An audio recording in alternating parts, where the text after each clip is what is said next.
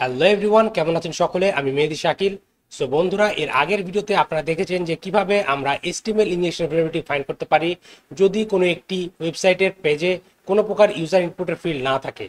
এছাড়াও আমরা এর আগের ভিডিওগুলোতেও দেখেছিলাম যে যদি ইউজার ইনপুট ফিল্ড থাকে কিভাবে চাইলে আমরা আমাদের টার্গেট ওয়েবসাইটকে HTML ইনজেকশন ভ্যালিডিটির জন্য পেন টেস্ট করতে পারি as a bug bounty hunter. এবং আজকের এই ভিডিওতে মূলত আমি HTML ইনজেকশন ভ্যালিডিটির আরেকটি প্রকারভেদ দেখাবো। এটিকে বলা হয় স্টোরড ভ্যালিডিটি। এর আগে আপনারা যে ভ্যালিডিটির ভিডিওগুলো দেখেছেন সেগুলো ছিল HTML ইনজেকশন রিফ্লেক্টেড ভ্যালিডিটি। এর অর্থ আমরা যখন কোনো ইউজার ইনপুট দিই অথবা কোনো পেলোড আমরা সাবমিট করি আমাদের ওয়েব অ্যাপ্লিকেশনে HTML ইনজেকশন ভ্যালিডিটি ফাইন্ড করার জন্য, সেই ক্ষেত্রে কি হয়, আমরা যখন এগুলো পারফর্ম করি শুধুমাত্র তখনই এই সকল HTML ইনজেকশন পেলোডগুলো কাজ করে থাকে, পরবর্তীতে এগুলো রিমুভ হয়ে যায়। কিন্তু যদি এমন হয় যে ওয়েবসাইটে আমরা একবার সাবমিট করে দিলাম, তখন কি হবে, সেই ওয়েব পেজে আমাদের সেই পেলোডটি স্টোর হয়ে থেকে গেল। অর্থাৎ আপনারা অ্যাজিউম করে নিতে পারেন আপনাদের ফেসবুকের কমেন্ট সেকশনে যখন কেউ কোনো পোস্ট করে কি হয়, সেই কমেন্টটি থেকে যায়। ঠিক একইভাবে HTML ইনজেকশন ভ্যালিডিটি স্টোরড মেথডটি কাজ করে। আজকের এই ভিডিওতে আমরা দেখাবো কিভাবে আপনারা ফাইন্ড আউট করতে পারবেন অথবা পেন টেস্ট করতে পারবেন আপনাদের টার্গেট ওয়েবসাইটকে as a bug bounty hunter, যে আপনার টার্গেট ওয়েবসাইটে HTML ইনজেকশন স্টোরড ভ্যালিডিটি আছে কিনা, এবং একটি ওয়েবসাইটে এই উইকনেসটি থাকলে একজন হ্যাকার কি কি কাজ করতে পারবে, কতটা হার্মফুল হতে পারে, এই সব কিছু বিস্তারিত জানাবো এই ভিডিওতে। তাহলে দেরি না করে চলুন শুরু করা যাক। But তার আগে বলছি guys, this video is completely for educational purpose and the main motive of making this video to teach you how to pen test any targeted website as a bug bounty hunter legally. Do not misuse all the information shared in this video for any illegal hacking purpose. Hacking is completely illegal. You should only use all the information shared in this video where you have permission to do so. If you have any website where you have written permission to pen test or hack, you can use this information on that website. Otherwise, do not misuse this information with any illegal intent. So stay legal, stay safe. So without further ado, let's get into the video. Okay, so বন্ধুরা, বর্তমানে আপনারা computer screen দেখতে পাচ্ছেন এবং আমি এখানে কাইনেক্স virtual machine run করছি। আমি যদি আমার ব্রাউজারটি ওপেন করি তাহলে দেখতে পাচ্ছেন এখানে বাগি ওয়েব অ্যাপ অথবা বি ওয়েবটি রয়েছে, যেটি হচ্ছে একটি ইন্টেনশনালি ভিউনেবল ওয়েব অ্যাপ্লিকেশন। এবং এই ওয়েবসাইটের ভিতরে মাল্টিপল উইকনেস ভরে দেওয়া হয়েছে যাতে একজন ethical hacker, web pen tester, bug bounty hunter এগুলোকে পেন টেস্ট করতে পারে। সো দেখুন, এর আগের ভিডিওতে আমরা দেখেছিলাম যে রিফ্লেক্টেড ভেরিয়েবিলিটি, গেট, পোস্ট এবং কারেন্ট ইউআরএল, এবং আজকে আমরা HTML ইনজেকশনের স্টোরড অথবা ব্লক ভেরিয়েবিলিটি দেখব। সো এর আগের ভেরিয়েবিলিটিগুলোতে কি হচ্ছিল, আমরা যখন আমাদের ইউজার ইনপুটের মাধ্যমে কোনো পেলোড সাবমিট করছিলাম, যখন আমরা সাবমিট করতাম তখনই শুধু সেই পেলোডটি আমাদের ওয়েব পেজে দেখা, পরবর্তীতে আমরা যখন পেজটি রিলোড করতাম সেই পেলোডটি চলে যেত। কিন্তু এই HTML ইনজেকশন স্টোরড ভেরিয়েবিলিটি আরও বেশি খারাপ।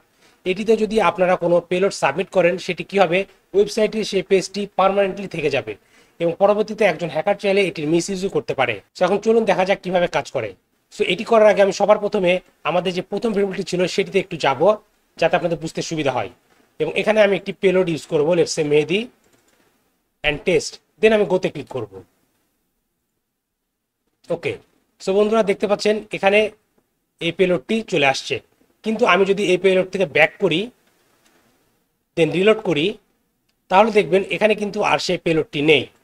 কিন্তু স্টোরড ভেরিয়েবিলিটির ক্ষেত্রে কি হবে, এই পেলোডটি পার্মানেন্টলি থেকে যাবে as a comment post like a Facebook. So এখন দেখুন, আমি যদি এখানে সেম পেলোডটি ইউজ করি, লেটস সে এখানে আমি টাইপ করছি h1 মেহেদি, দেন h1 ক্লোজ ট্যাগ, দেন আমি যদি সাবমিট করি তাহলে দেখতে পাচ্ছেন এখানে সেই পেলোডটি রেন্ডার হয়ে থেকে গেছে, HTML ইনজেকশন পেলোড। এখন আমি যদি ব্যাক করি তবুও দেখতে পাচ্ছেন এখানে পেলোডটি থেকে গেছে। আমি যদি রিলোড করি তবুও এই পেলোডটি এখানে রয়েছে। এর অর্থ হচ্ছে এটি HTML ইনজেকশন স্টোরড ভেরিয়েবিলিটি, অর্থাৎ আমরা যে পেলোডটি এখানে সাবমিট করছি সেটি এখানে থেকে যাচ্ছে।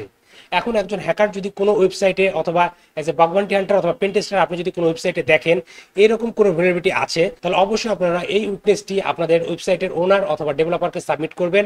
তাহলে অবশ্যই আপনি হিউজ পরিমাণে একটি বাউন্টি পেতে পারেন আপনার ক্লায়েন্টের কাছ থেকে। এখন চলুন দেখা যাক কিভাবে একজন হ্যাকার এগুলো নর্মালি মিসইউজ করতে পারে। এগেন গাইজ, আমি এই ভিডিওতে যে সকল ইনফরমেশনগুলো শেয়ার করবো, do not misuse all the information for any illegal intent.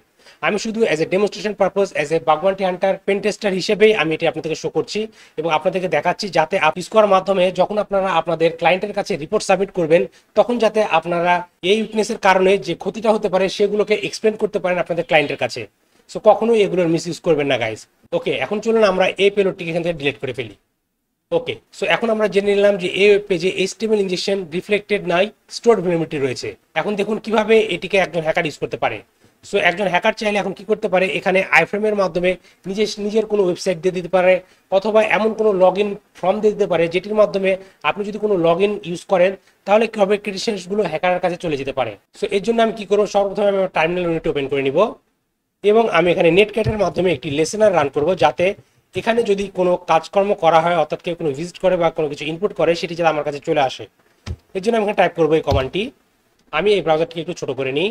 এখন as a hacker, as a malicious actor, আমি যদি এখানে কোনো লগ ইন ফর্ম দিয়ে দিই তাহলে দেখুন এখানে একটি ইউজার লগ ইন ফর্ম চলে আসছে। ওকে, সো এখন যদি কোনো ইউজার নতুন করে এই পেজে ভিজিট করে, সে কিন্তু এই ইউআরএলটিকে এখান থেকে দেখতে পারবে। সো এখন টেস্টিং পারপাস এখানে আমি লিখছি fake user name, fake password. So আমি এখানে সবকিছু ফেক দিলাম অ্যাজ এ ডেমনস্ট্রেশন পারপাস। এখন এগেন আমি যদি এখানে লগ ইনে ক্লিক করি তাহলে দেখুন এটি ধরে নিন হ্যাকারের টার্মিনাল। হ্যাকারের টার্মিনালে কিন্তু সে সেই সকল ক্রেডেনশিয়ালসগুলো পেয়ে যাচ্ছে। সো এভাবে কিন্তু একজন হ্যাকার ম্যালিসিয়াসভাবে এগুলোর ইউজ করতে পারে। সো বন্ধুরা, আশা করি আপনারা বুঝে নিয়েছেন যে HTML ইনজেকশন স্টোরড ভ্যালুবিলিটি কি, এটি কিভাবে কাজ করে এবং কিভাবে এটি একটি ওয়েবসাইটকে অনেকটা হার্ম করতে পারে অথবা কোনো বিজনেসকেও হার্ম করতে পারে। সো আজকের ভিডিওটি এ পর্যন্তই। আশা করি ভিডিওটি আপনাদের ভালো লেগেছে এবং এই ভিডিও থেকে আপনারা নতুন কিছু শিখতে পেরেছেন। ভিডিওটি যদি আপনাদের ভালো লেগে থাকে তাহলে অবশ্যই ভিডিওতে লাইক করবেন এবং আপনার মতামতগুলো কমেন্ট করে জানাতে ভুলবেন না। আর আপনি যদি আমার চ্যানেল নতুন হয়ে থাকেন তাহলে অবশ্যই আমার চ্যানেলটি সাবস্ক্রাইব করবেন এবং পাশে থাকা বেল আইকনটি প্রেস করে দিবেন, যাতে পরবর্তী ভিডিও নোটিফিকেশন খুবই সহজে আপনি আপনার ডিভাইসে পেয়ে যান। আর আপনার যদি cyber security, ethical hacking, web testing, bug bounty hunting এই সকল বিষয়ে শিখার ইচ্ছে থাকে তাহলে এই ভিডিও ডিসক্রিপশনে আমার একটি কোর্সের লিঙ্ক দেওয়া আছে, আপনারা চাইলে আমার সেই কোর্সে জয়েন করতে পারেন। তাহলে আজকের ভিডিওটি এখানে শেষ করছি, দেখা হবে পরবর্তী ভিডিওতে। Till then, take care.